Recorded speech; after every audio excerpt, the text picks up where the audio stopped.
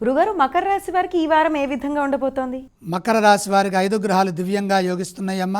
దశమంలో చంద్రుడు, షష్ఠంలో కుజుడు, పంచమంలో గురువు, 9లో శుక్రుడు, 3లో రాహువు. శుభ ఫలితాలు విశేషంగా ఉన్నాయి. మకర రాశి వారికి పట్టిందల్లా బంగారంలాగా ఉంటుంది. అదృష్ట యోగం సూచితం. వివేక బుద్ధితో ఆలోచించి సరైన నిర్ణయం తీసుకొని పనులు చక్కగా పూర్తి చేయండి. కార్యసిద్ధి వెంటనే లభిస్తుంది. ఉత్సాహంగా పనిచేస్తే ఉద్యోగంలో మేలు జరుగుతుంది. ఇతరుల విషయాల్లో కలగజేసుకోవద్దు. పనులు వాయిదా వేయకుండా ఎప్పటి పనులు అప్పుడే పూర్తి చేయండి. మీ బాధ్యతలను మీరు క్రమం తప్పకుండా నిర్వర్తించండి. మీ ధర్మం కాపాడుతుంది. ధైర్యం రక్షిస్తుంది. ధైర్యంగా పనిచేయడం ద్వారా విఘ్నాలు తొలగుతాయి. ఆశించినటువంటి ధనలాభం కలుగుతుంది. లక్ష్మీ కటాక్ష సిద్ధి విశేషంగా ఉంటుంది.